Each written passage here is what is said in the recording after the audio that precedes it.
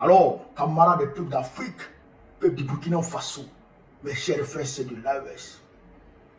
Le capitaine Ibrahim Traoré nationalise à 100% une entreprise qui était détenue par les Européens et qu'ils ont délibérément fermé pour punir le peuple burkinabé pour avoir soutenu la révolution populaire et progressiste dirigée par le grand leader.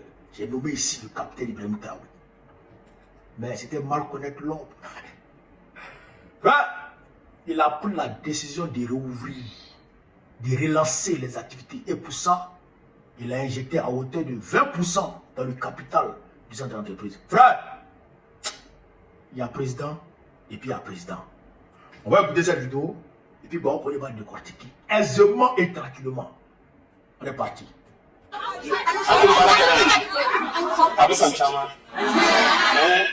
Je crois qu'il y a une décision politique de l'État. Mais nous, nous avons dit que nous avons fait des choses. Au Sénégal, nous avons fait des choses. Au Sénégal, nous avons fait des choses. Comme je sais, nous avons fait des ministères de conseil au Canada. Nous avons fait des choses. Nous avons fait des choses. Nous avons fait des choses. À la sonne, on s'est rendu ils ont fait des choses. Burkina, Maté, même si c'est à Niafo, jeunesse n'est pas pour eux.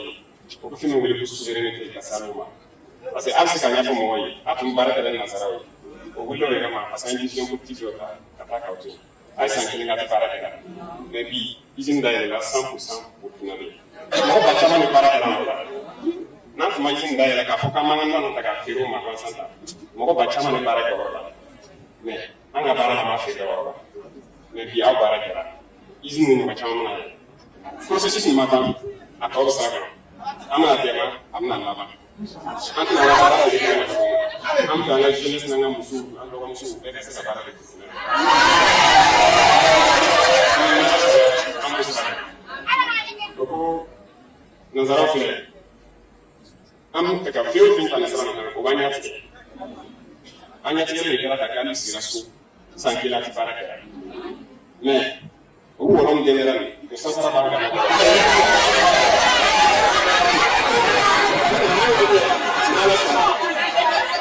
Banyak kesal saat salah soal. Kamu orang sekolahnya, kamu bukan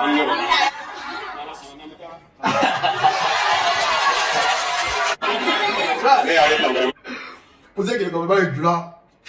On va traduire un peu. Il dit que ça fait 1 an que les mamans là sont au chômage.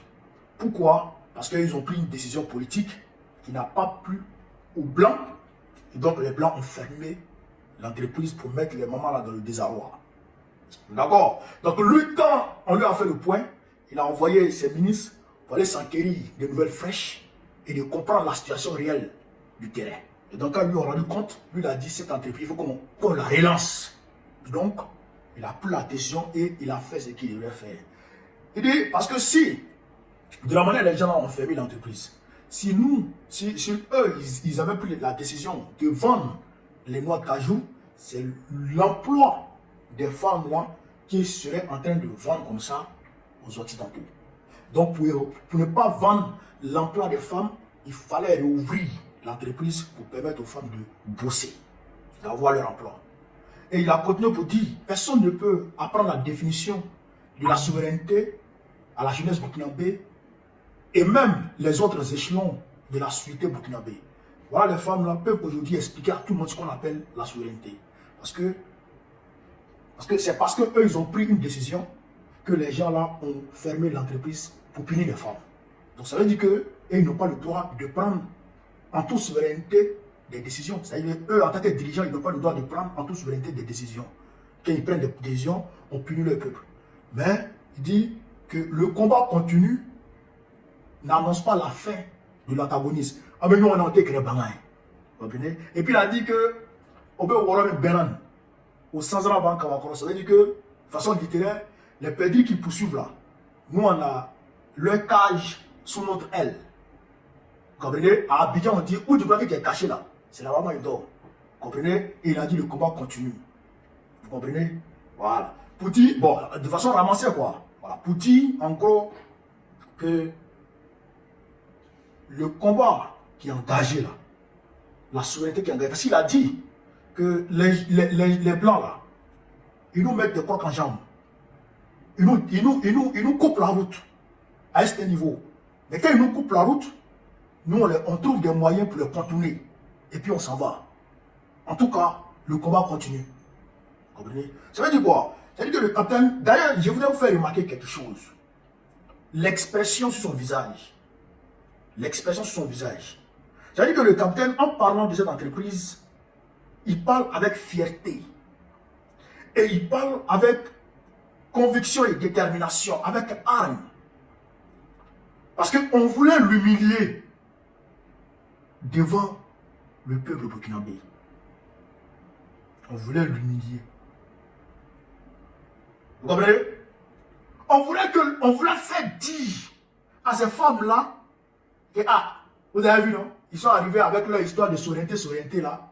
Voilà maintenant, à Barat Ambrotougou, on ne travaille plus. Ce qu'ils voulaient faire dire à ces femmes. Et pour amener ces femmes-là à retirer leur soutien à la révolution. Vous comprenez? Donc lui, il a compris que c'était un défi qu'il devrait relever. Et fièrement, il a relevé le défi. Ils ont injecté à hauteur de 20% dans le capital de l'entreprise pour relancer. Et les autres bailleurs sont tous des Burkinabés. Tous les autres actionnaires sont Burkinabés. Vous comprenez ça? L'entreprise appartenait à des Hollandais. En tout cas, en majorité, à des Hollandais. Et, or, qui dit Hollande, dit la France. Parce qu'on sait que sur le terrain africain, la politique diplomatique de l'Union européenne appartient à la France. Kayakaras peut bien gérer dans ça. Quand la France dit oui, c'est oui. Quand elle dit non, c'est non. Mais c'est pourquoi je pense qu'elle a joué sur le levier diplomatique pour amener la Hollande à se retirer d'ici. Vous comprenez ça? C'est la même élite maudite française qui est derrière cette affaire. C'est ça pour humilier le président Traoré et ses compagnons. C'était pour les humilier.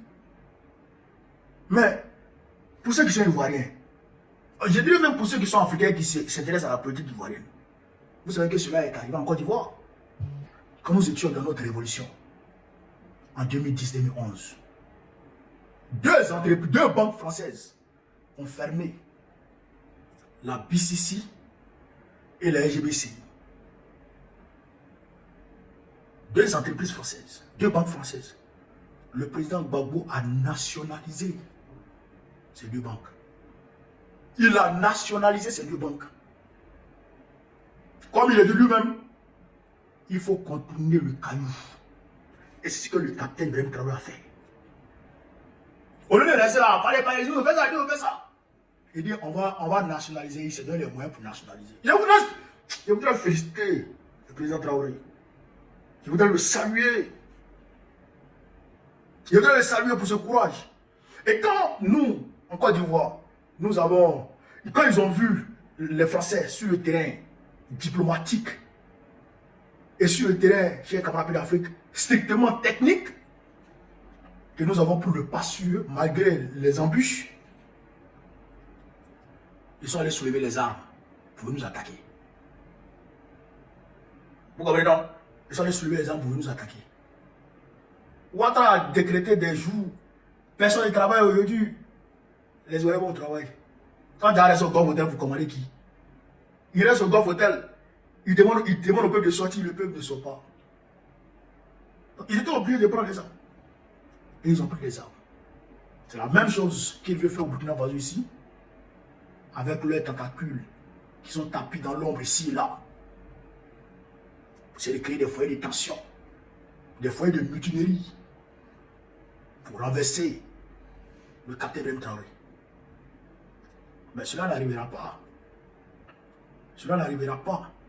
Parce que la crise post-électorale ivoirienne de 2010-2011 est un cas d'école. Ça a ouvert les yeux à tout le monde. Ce qui s'est passé en Libye, là, c'est un cas d'école. Ça a ouvert les yeux à tout le monde. Quand on vous voit venir là, on sait où vous partez. Quand on vous voit gesticuler là, on sait où vous voulez aller. Vous ne pouvez plus nous surprendre. C'est fini. C'est pourquoi j'ai dit aux Ivoiriens, Draman est en train de faire les ailes là. Il faut le laisser dans ses oreilles. Et il faut s'attaquer à la France. C'est elle qui tire les ficelles. C'est elle qui tire les ficelles. C'est elle qu'on doit.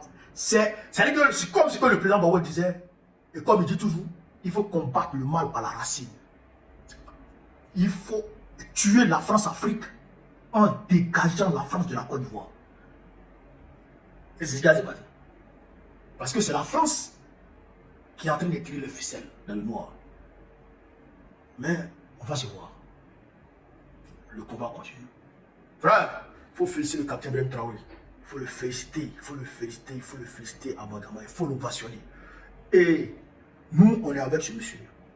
On le soutient de A à Z. Et on sera toujours avec lui. Et ensemble, on va libérer l'Afrique.